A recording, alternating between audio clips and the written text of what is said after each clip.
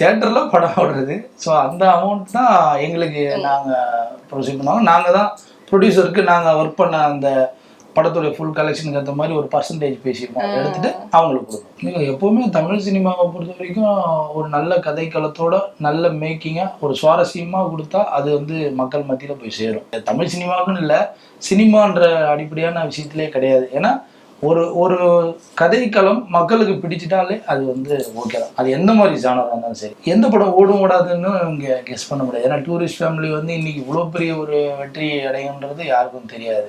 So நம்மளால prediction பண்ண முடியாது.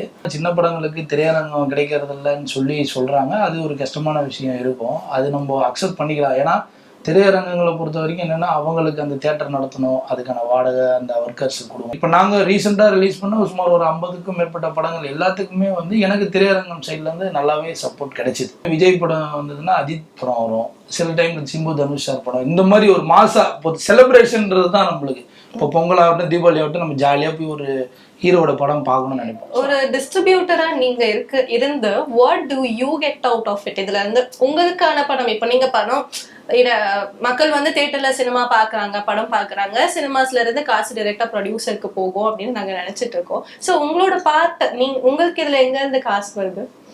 அதுதான் தியேட்டர்ல படம் ஓடுறது. ஸோ அந்த அமௌண்ட் தான் எங்களுக்கு நாங்கள் ப்ரொசீட் பண்ணுவாங்க. நாங்கள் தான் ப்ரொடியூசருக்கு நாங்கள் ஒர்க் பண்ண அந்த படத்துடைய ஃபுல் கலெக்ஷனுக்கு ஏற்ற மாதிரி ஒரு பர்சன்டேஜ் பேசியிருக்கோம், எடுத்துட்டு அவங்களுக்கு கொடுப்போம். Okay, so nice. எனக்கு இந்த டீடைலா ஆக்சுவலி கிளியரா இல்ல, என்ன நடக்குது இங்க, என்ன பண்றாங்க இவங்க அப்படின்ற ஒரு தாட் எனக்கே இருந்துச்சுன்னா.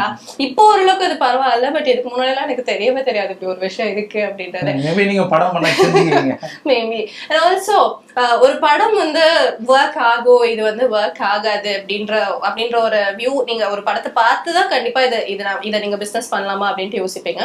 சோ என்ன ஒர்க் ஆகுது இப்போதைக்கு தமிழ் சினிமால நீங்க நினைக்கிறீங்க? இல்லை, எப்போவுமே தமிழ் சினிமாவை பொறுத்த வரைக்கும் ஒரு நல்ல கதைக்களத்தோட நல்ல மேக்கிங்காக ஒரு சுவாரஸ்யமாக கொடுத்தா அது வந்து மக்கள் மத்தியில் போய் சேரும். ஸோ இதுதான் வியாபாரமும் இதுதான் ஓடும் அப்படின்ற ஒரு வரைமுறை வந்து தமிழ் சினிமாவுக்குன்னு இல்லை, சினிமான்ற அடிப்படையான விஷயத்திலே கிடையாது. ஏன்னா ஒரு ஒரு கதைக்களம் மக்களுக்கு பிடிச்சிட்டாலே அது வந்து ஓகே தான். அது எந்த மாதிரி ஜானராக இருந்தாலும் சரி.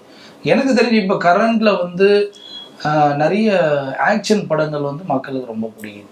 ஸோ இப்போதைக்கு அது இல்லாமல் நல்ல சின்ன பட்ஜெட் படங்கள்ல வர நல்ல கண்டென்ட் ஓரியன்ட் படங்களும் ரீச் ஆகும்.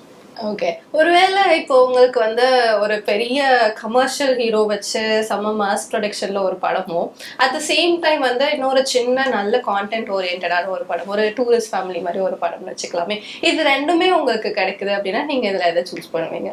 இல்லை, அது வந்து பொதுவாக எல்லாருக்கும் என்னன்னா ஒரு நடிகரோட படம் மக்கள் வருவாங்க, அதனால அந்த மாதிரி படம் பண்ணணும்னு நினைப்பாங்க, அது ரைட்டு. இது எல்லாத்தையும் தாண்டி ஒரு படத்தை எந்த படம் ஓடும் ஓடாதுன்னு இங்கே கெஸ் பண்ண முடியாது. ஏன்னா டூரிஸ்ட் ஃபேமிலி வந்து இன்னைக்கு இவ்வளோ பெரிய ஒரு வெற்றி அடையுன்றது யாருக்கும் தெரியாது. ஸோ நம்மளால ப்ரிடிக்ஷன் பண்ண முடியாது. 2 படம் அப்படின்றத பார்க்கும்போது வந்து ஒருவேளை சின்ன படங்கள்லாம் நல்ல கண்டென்ட் இருக்குன்னா நான் அதில் ரிஸ்க் எடுக்கணும்னு தான் நினைப்பேன். அவ்வளோ. Super super. So what are the பிரச்சனைஸ் நீங்க ஃபேஸ் பண்ற விஷயங்கள்? என்ன கஷ்டமா கடுப்பா இருக்கும் உங்களுக்கு? என்ன சில விஷயங்கள்? இல்லை, இப்போ நிறைய இடத்துல என்னன்னா சின்ன படங்களுக்கு திரையரங்கம் கிடைக்கிறது இல்லைன்னு சொல்றாங்க. அது ஒரு கஷ்டமான விஷயம் இருக்கும். அது நம்ம அக்செப்ட் பண்ணிக்கலாம். ஏன்னா திரையரங்கங்களை பொறுத்த வரைக்கும் என்னென்னா அவங்களுக்கு அந்த தியேட்டர் நடத்தணும், அதுக்கான வாடகை அந்த ஒர்க்கர்ஸுக்கு கொடுக்கணும். அதனால் அவங்களுக்கு ஒரு ஷோ இந்த தியேட்டரில் ஒரு 1 மந்த் ஃபுல்லாக நாங்கள் நடத்தோம்னா அவங்களுக்கு ஒரு ஷோக்கு இவ்வளோ வரணுன்ற மாதிரி அவங்களுக்கு ஒரு சில கட்டாயம் கண்டிப்பாக இருக்கும். ஈவன் இப்போ நான் ஒரு தியேட்டர் நடத்தினாலும் அதை நான் பார்க்க வேண்டிய ஒரு இடத்துல தான் இருக்கலாம். ஆனால் அதையும் தாண்டி இன்னைக்கு இப்போ நாங்கள் ரீசெண்டாக ரிலீஸ் பண்ண சுமார் ஒரு 50க்கும் மேற்பட்ட படங்கள் எல்லாத்துக்குமே வந்து எனக்கு திரையரங்கம் சைட்லேருந்து நல்லாவே சப்போர்ட் கிடைச்சிது.